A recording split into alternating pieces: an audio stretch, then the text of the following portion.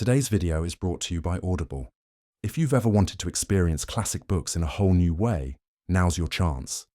With Audible, you can listen to thousands of audiobooks, from timeless literature to modern bestsellers, anytime, anywhere. Start your free 30-day trial and support the channel by clicking the link in the description below. Thank you. The Invisible Girl by Mary Shelley, published 1832. This slender narrative has no pretensions to the regularity of a story, or the development of situations and feelings. It is but a slight sketch, delivered nearly as it was narrated to me by one of the humblest of the actors concerned. Nor will I spin out a circumstance interesting principally from its singularity and truth, but narrate, as concisely as I can, how I was surprised on visiting what seemed a ruined tower, crowning a bleak promontory overhanging the sea, that flows between Wales and Ireland, to find that though the exterior preserved all the savage rudeness that betokened many a war with the elements, the interior was fitted up somewhat in the guise of a summer house, for it was too small to deserve any other name. It consisted but of the ground floor, which served as an entrance, and one room above, which was reached by a staircase made out of the thickness of the wall.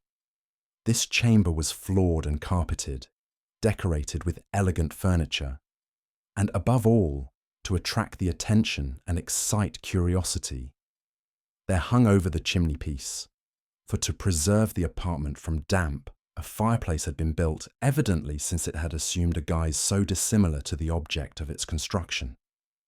A picture simply painted in watercolours, which deemed more than any part of the adornments of the room to be at war with the rudeness of the building, the solitude in which it was placed, and the desolation of the surrounding scenery. This drawing represented a lovely girl in the very pride and bloom of youth. Her dress was simple, in the fashion of the beginning of the 18th century. Her countenance was embellished by a look of mingled innocence and intelligence, to which was added the imprint of serenity of soul and natural cheerfulness. She was reading one of those folio romances which have so long been the delight of the enthusiastic and young. Her mandolin was at her feet, her paroquet perched on a huge mirror near her. The arrangement of furniture and hangings gave token of a luxurious dwelling, and her attire also evidently that of home and privacy, yet bore with it an appearance of ease and girlish ornament, as if she wished to please. Beneath this picture was inscribed in golden letters, "The Invisible Girl." Rambling about a country nearly uninhabited, having lost my way and being overtaken by a shower, I had lighted on this dreary-looking tenement, which seemed to rock in the blast, and to be hung up there as the very symbol of desolation. I was gazing wistfully and cursing inwardly my stars, which led me to a ruin that could afford no shelter, though the storm began to pelt more seriously than before, when I saw an old woman's head popped out from a kind of loophole, and as suddenly withdrawn. A minute after, a feminine voice called to me from within, and penetrating a little brambly maze that screened a door, which I had not before observed, so skillfully had the planter succeeded in concealing art with nature, I found the good dame standing on the threshold and inviting me to take refuge within.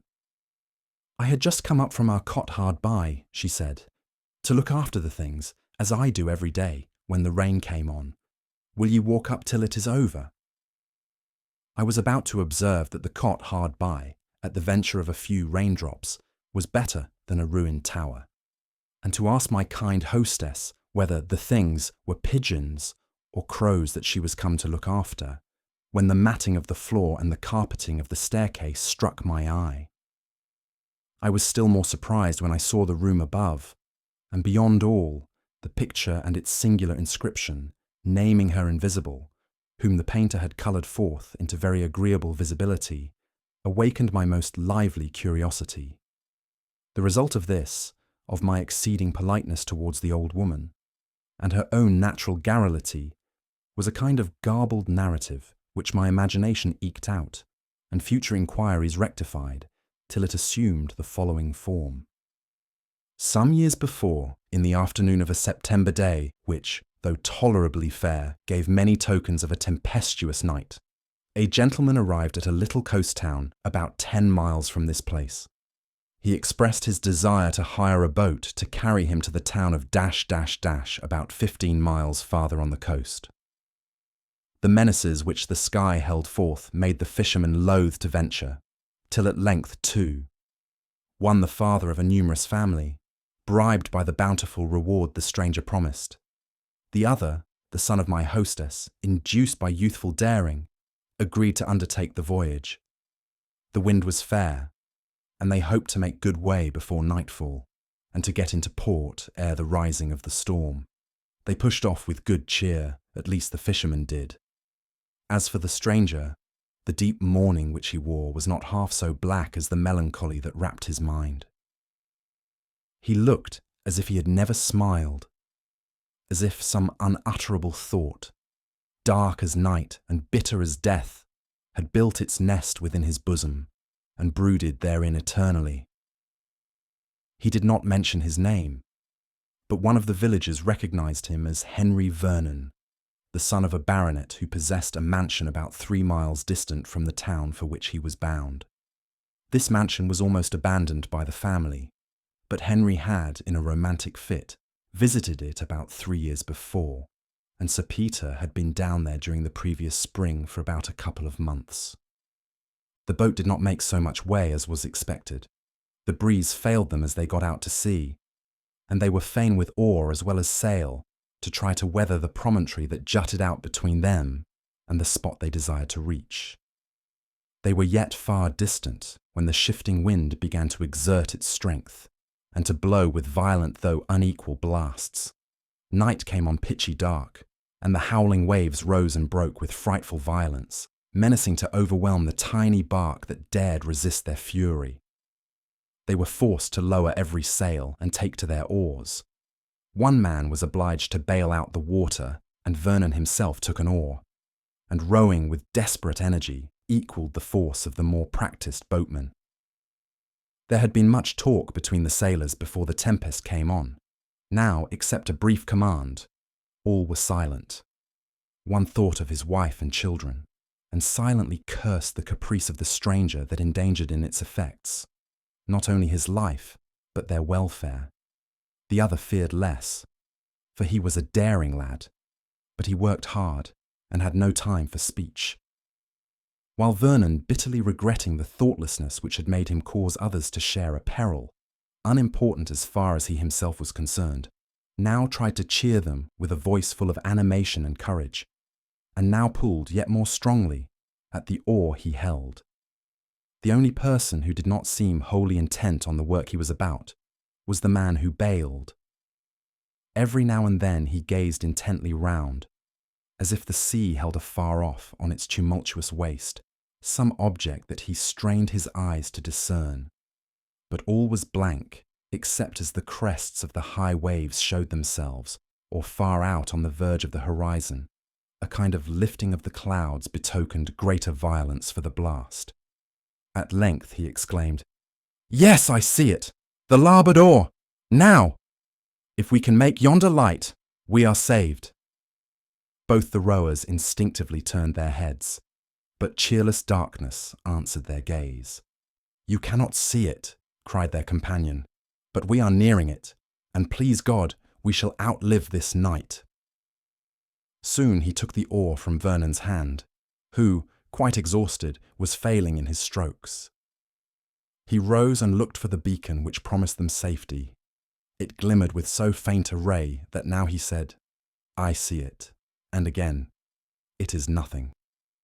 Still, as they made way, it dawned upon his sight, growing more steady and distinct as it beamed across the lurid waters, which themselves became smoother, so that safety seemed to arise from the bosom of the ocean under the influence of that flickering gleam. "What beacon is it that helps us at our need?" asked Vernon, as the men, now able to manage their oars with greater ease, found breath to answer his question. "A fairy one, I believe," replied the elder sailor, "yet no lesser true. It burns in an old tumble-down tower, built on the top of a rock which looks over the sea. We never saw it before this summer, and now each night it is to be seen. at least when it is looked for we cannot see it from our village, and it is such an out-of-the-way place that no one has need to go near it, except through a chance like this. Some say it is burnt by witches, some say by smugglers, but this I know, 2 parties have been to search and found nothing but the bare walls of the tower.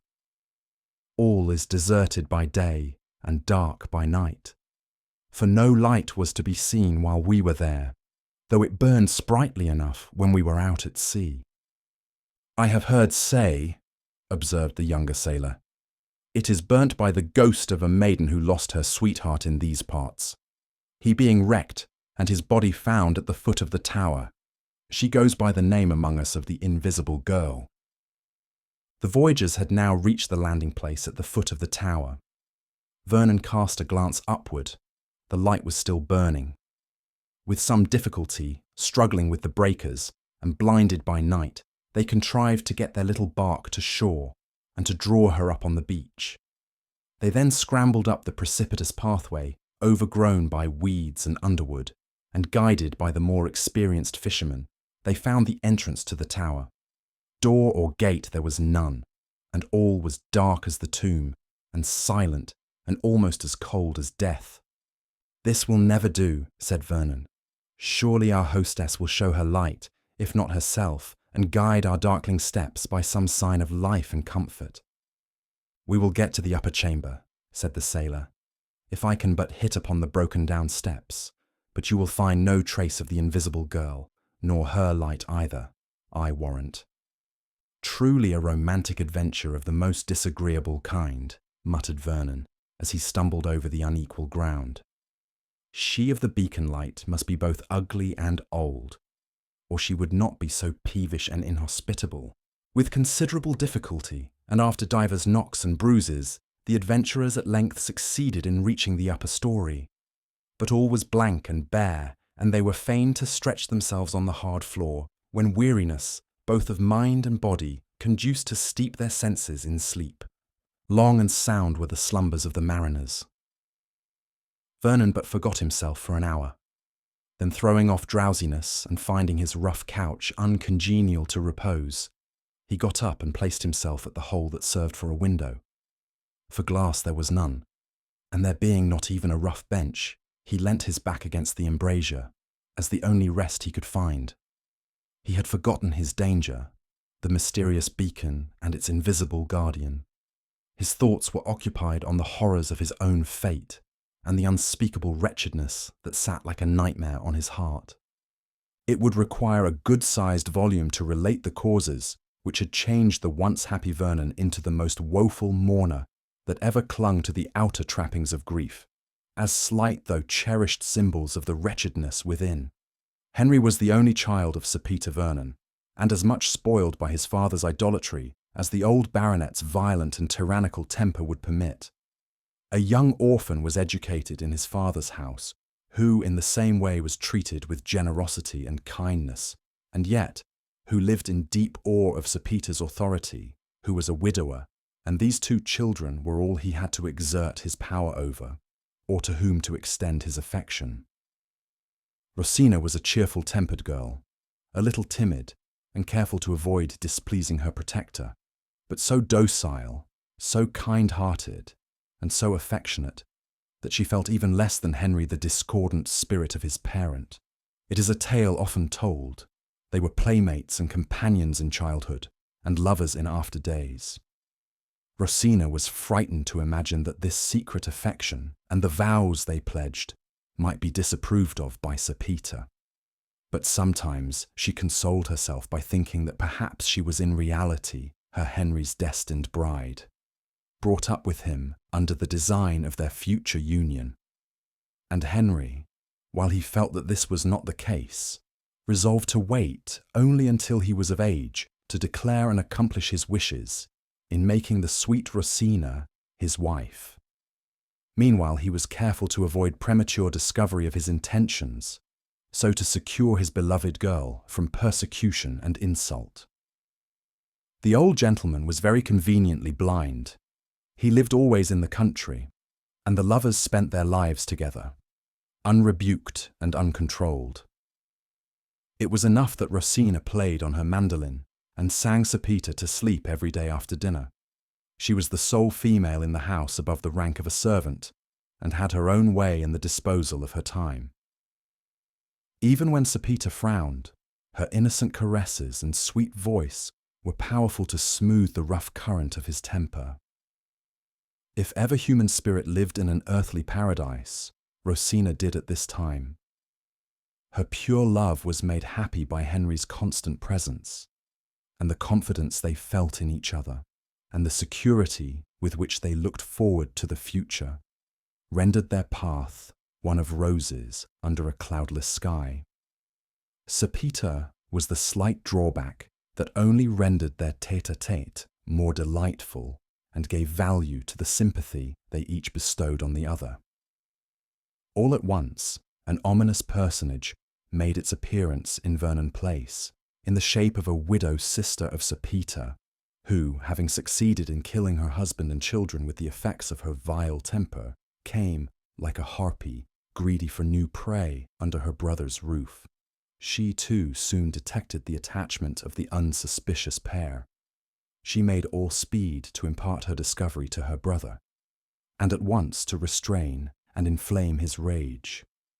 Through her contrivance, Henry was suddenly dispatched on his travels abroad, that the coast might be clear for the persecution of Rosina, and then the richest of the lovely girl's many admirers, whom, under Sir Peter's single reign, she was allowed, nay, almost commanded, to dismiss, so desirous was he of keeping her for his own comfort, was selected, and she was ordered to marry him. The scenes of violence to which she was now exposed, the bitter taunts of the odious Mrs. Bainbridge, and the reckless fury of Sir Peter were the more frightful and overwhelming from their novelty. To all she could only oppose a silent, tearful, but immutable steadiness of purpose. No threats, no rage could extort from her more than a touching prayer that they would not hate her, because she could not obey. "There must be something we don't see under all this," said Mrs. Bainbridge. "Take my word for it, brother. She corresponds secretly with Henry. Let us take her down to your seat in Wales, where she will have no pensioned beggars to assist her, and we shall see if her spirit be not bent to our purpose." Sir Peter consented, and they all three took up their abode in the solitary and dreary-looking house before alluded to as belonging to the family. Here poor Rosina's sufferings grew intolerable. Before, surrounded by well-known scenes, and in perpetual intercourse with kind and familiar faces, she had not despaired in the end of conquering by her patience the cruelty of her persecutors. Nor had she written to Henry, for his name had not been mentioned by his relatives, nor their attachment alluded to, and she felt an instinctive wish to escape the dangers about her without his being annoyed, or the sacred secret of her love being laid bare and wronged by the vulgar abuse of his aunt or the bitter curses of his father. But when she was taken to Wales and made a prisoner in her apartment, when the flinty mountains about her seemed feebly to imitate the stony hearts she had to deal with, her courage began to fail. The only attendant permitted to approach her was Mrs. Bainbridge's maid, and under the tutelage of her fiend-like mistress, this woman was used as a decoy to entice the poor prisoner into confidence, and then to be betrayed. The simple, kind-hearted Rosina was a facile dupe, and at last, in the excess of her despair, wrote to Henry and gave the letter to this woman to be forwarded. The letter in itself would have softened marble. It did not speak of their mutual vows. It but asked him to intercede with his father, that he would restore her to the place she had formerly held in his affections, and cease from a cruelty that would destroy her. "For I may die," wrote the hapless girl, "but marry another, never." That single word, indeed, had sufficed to betray her secret, had it not been already discovered. As it was, it gave increased fury to Sir Peter, as his sister triumphantly pointed it out to him, for it need hardly be said that while the ink of the address was yet wet, and the seal still warm, Rosina's letter was carried to this lady. The culprit was summoned before them. What ensued none could tell. For their own sakes, the cruel pair tried to palliate their part. Voices were high, and the soft murmur of Rosina's tone was lost in the howling of Sir Peter and the snarling of his sister. "Out of doors you shall go," roared the old man. "Under my roof you shall not spend another night." And the words, infamous seductress, and worse, such as had never met the poor girl's ear before, were caught by listening servants. And to each angry speech of the baronet, Mrs. Bainbridge added an envenomed point worse than all. More dead than alive, Rosina was at last dismissed. Whether guided by despair, whether she took Sir Peter's threats literally, or whether his sister's orders were more decisive, none knew. But Rosina left the house. A servant saw her cross the park, weeping and wringing her hands as she went. What became of her, none could tell. Her disappearance was not disclosed to Sir Peter till the following day, and then he showed by his anxiety to trace her steps and to find her that his words had been but idle threats. The truth was that though Sir Peter went to frightful lengths to prevent the marriage of the heir of his house with the portionless orphan, the object of his charity, yet in his heart he loved Rosina, and half his violence to her rose from anger at himself for treating her so ill. Now remorse began to sting him, as messenger after messenger came back without tidings of his victim. He dared not confess his worst fears to himself, and when his inhuman sister, trying to harden her conscience by angry words, cried, "The vile hussy has too surely made away with herself out of revenge to us," an oath the most tremendous, and a look sufficient to make even her tremble, commanded her silence. Her conjecture, however, appeared too true. A dark and rushing stream that flowed at the extremity of the park had doubtless received the lovely form and quenched the life of this unfortunate girl. Sir Peter, when his endeavours to find her proved fruitless, returned to town, haunted by the image of his victim, and forced to acknowledge in his own heart that he would willingly lay down his life. Could he see her again, even though it were as the bride of his son? His son before whose questioning he quailed like the veriest coward. For when Henry was told of the death of Rosina, he suddenly returned from abroad to ask the cause, to visit her grave, and mourn her loss in the groves and valleys which had been the scenes of their mutual happiness. He made 1,000 inquiries, and an ominous silence alone replied. Growing more earnest and more anxious, at length he drew from servants and dependents, and his odious aunt herself, the whole dreadful truth. From that moment despair struck his heart, and misery named him her own. He fled from his father's presence, and the recollection that one whom he ought to revere was guilty of so dark a crime haunted him, as of old the Eumenides tormented the souls of men given up to their torturings.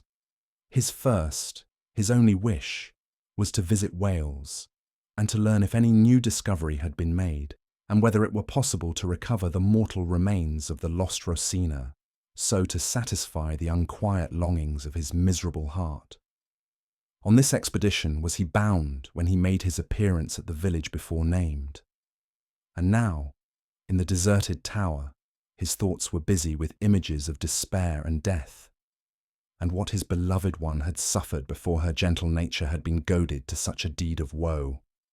While immersed in gloomy reverie, to which the monotonous roaring of the sea made fit accompaniment, hours flew on, and Vernon was at last aware that the light of morning was creeping from out its eastern retreat and dawning over the wild ocean, which still broke in furious tumult on the rocky beach.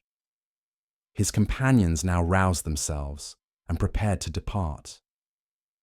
The food they had brought with them was damaged by seawater, and their hunger, after hard labour and many hours fasting, had become ravenous. It was impossible to put to sea in their shattered boat, but there stood a fisher's cot about 2 miles off, in a recess in the bay, of which the promontory on which the tower stood formed one side. and to this they hastened to repair. They did not spend a second thought on the light which had saved them, nor its cause, but left the ruin in search of a more hospitable asylum. Vernon cast his eyes round as he quitted it, but no vestige of an inhabitant met his eye, and he began to persuade himself that the beacon had been a creation of fancy merely. Arriving at the cottage in question, which was inhabited by a fisherman and his family, they made a homely breakfast, and then prepared to return to the tower, to refit their boat, and, if possible, bring her round. Vernon accompanied them, together with their host and his son. Several questions were asked concerning the invisible girl and her light, each agreeing that the apparition was novel, and not one being able to give even an explanation of how the name had become affixed to the unknown cause of this singular appearance. Though both of the men of the cottage affirmed that once or twice they had seen a female figure in the adjacent wood, and that now and then a stranger girl made her appearance at another cot a mile off, on the other side of the promontory, and bought bread. They suspected both these to be the same, but could not tell. The inhabitants of the cot, indeed, appeared too stupid even to feel curiosity, and had never made any attempt at discovery. The whole day was spent by the sailors in repairing the boat, and the sound of hammers and the voices of the men at work resounded along the coast, mingled with the dashing of the waves. This was no time to explore the ruin for one who, whether human or supernatural, so evidently withdrew herself from intercourse with every living being. Vernon, however, went over the tower and searched every nook in vain. The dingy bare walls bore no token of serving as a shelter, and even a little recess in the wall of the staircase, which he had not before observed, was equally empty and desolate. Quitting the tower, he wandered in the pine wood that surrounded it, and, giving up all thought of solving the mystery, was soon engrossed by thoughts that touched his heart more nearly, when suddenly there appeared on the ground at his feet the vision of a slipper. Since Cinderella, so tiny a slipper had never been seen. As plain as shoe could speak, it told a tale of elegance, loveliness, and youth. Vernon picked it up. He had often admired Rosina's singularly small foot, and his first thought was a question whether this little slipper would have fitted it. It was very strange. It must belong to the invisible girl. Then there was a fairy form that kindled that light, a form of such material substance that its foot needed to be shod. And yet, how shod? With kid so fine and of shape so exquisite that it exactly resembled such as Rosina wore. Again the recurrence of the image of the beloved dead came forcibly across him, and 1,000 home-felt associations, childish yet sweet, and lover-like though trifling, so filled Vernon's heart, that he threw himself his length on the ground, and wept more bitterly than ever the miserable fate of the sweet orphan. In the evening, the men quitted their work, and Vernon returned with them to the cot where they were to sleep, intending to pursue their voyage, weather permitting, the following morning. Vernon said nothing of his slipper, but returned with his rough associates. Often he looked back, but the tower rose darkly over the dim waves, and no light appeared. Preparations had been made in the cot for their accommodation, and the only bed in it was offered Vernon. But he refused to deprive his hostess, and spreading his cloak on a heap of dry leaves, endeavoured to give himself up to repose. He slept for some hours, and when he awoke, all was still, save that the hard breathing of the sleepers in the same room with him interrupted the silence. He rose, and going to the window, looked out over the now placid sea towards the mystic tower. The light was burning there, sending its slender rays across the waves. Congratulating himself on a circumstance he had not anticipated, Vernon softly left the cottage, and wrapping his cloak round him, walked with a swift pace round the bay towards the tower. He reached it. Still the light was burning. To enter and restore the maiden her shoe would be but an act of courtesy, and Vernon intended to do this with such caution as to come unaware, before its wearer could, with her accustomed arts, withdraw herself from his eyes. But, unluckily, while yet making his way up the narrow pathway, his foot dislodged a loose fragment that fell with crash and sound down the precipice. He sprung forward, on this, to retrieve by speed the advantage he had lost by this unlucky accident. He reached the door. He entered. All was silent, but also all was dark. He paused in the room below. He felt sure that a slight sound met his ear. He ascended the steps and entered the upper chamber, but blank obscurity met his penetrating gaze. The starless night admitted not even a twilight glimmer through the only aperture. He closed his eyes, to try, on opening them again, to be able to catch some faint, wandering ray on the visual nerve. But it was in vain. He groped round the room. He stood still and held his breath, and then, listening intently, he felt sure that another occupied the chamber with him, and that its atmosphere was slightly agitated by another's respiration. He remembered the recess in the staircase, but before he approached it, he spoke. He hesitated a moment what to say. "I must believe," he said, "that misfortune alone can cause your seclusion, and if the assistance of a man, of a gentleman—" An exclamation interrupted him. A voice from the grave spoke his name. The accents of Rosina syllabled, "Henry! Is it indeed Henry whom I hear?" He rushed forward, directed by the sound, and clasped in his arms the living form of his own lamented girl. His own invisible girl, he called her. For even yet, as he felt her heart beat near his, and as he entwined her waist with his arm, supporting her as she almost sank to the ground with agitation, he could not see her. And as her sobs prevented her speech, no sense but the instinctive one that filled his heart with tumultuous gladness told him that the slender, wasted form he pressed so fondly was the living shadow of the Hebe beauty he had adored. The morning saw this pair thus strangely restored to each other on the tranquil sea, sailing with a fair wind for El, whence they were to proceed to Sir Peter's seat, which, 3 months before, Rosina had quitted in such agony and terror. The morning light dispelled the shadows that had veiled her, and disclosed the fair person of the invisible girl. Altered indeed she was by suffering and woe, but still the same sweet smile played on her lips, and the tender light of her soft blue eyes were all her own. Vernon drew out the slipper, and showed the cause that had occasioned him to resolve to discover the guardian of the mystic beacon. Even now he dared not inquire how she had existed in that desolate spot, or wherefore she had so sedulously avoided observation, when the right thing to have been done was to have sought him immediately, under whose care, protected by whose love, no danger need be feared. But Rosina shrunk from him as he spoke, and a death-like pallor came over her cheek as she faintly whispered, "Your father's curse! Your father's dreadful threats!"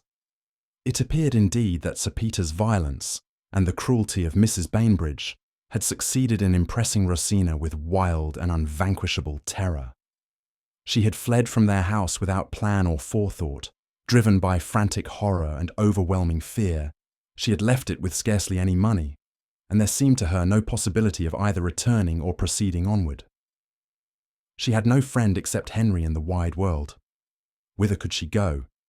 To have sought Henry would have sealed their fates to misery, for, with an oath, Sir Peter had declared he would rather see them both in their coffins than married. After wandering about, hiding by day, and only venturing forth at night, she had come to this deserted tower, which seemed a place of refuge. How she had lived since then she could hardly tell. She had lingered in the woods by day, or slept in the vault of the tower, an asylum none were acquainted with or had discovered. By night she burned the pine cones of the wood, and night was her dearest time. For it seemed to her as if security came with darkness. She was unaware that Sir Peter had left that part of the country, and was terrified lest her hiding place should be revealed to him. Her only hope was that Henry would return, that Henry would never rest till he had found her. She confessed that the long interval and the approach of winter had visited her with dismay. She feared that, as her strength was failing and her form wasting to a skeleton, that she might die and never see her own Henry more. An illness indeed, in spite of all his care, followed her restoration to security and the comforts of civilized life.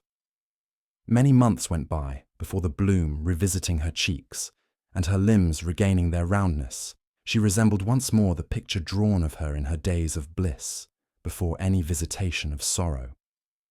It was a copy of this portrait that decorated the tower, the scene of her suffering in which I had found shelter. Sir Peter, overjoyed to be relieved from the pangs of remorse, and delighted again to see his orphan ward, whom he really loved, was now as eager as before he had been averse to bless her union with his son. Mrs. Bainbridge they never saw again, but each year they spent a few months in their Welsh mansion, the scene of their early wedded happiness, and the spot where again poor Rosina had awoke to life and joy after her cruel persecutions.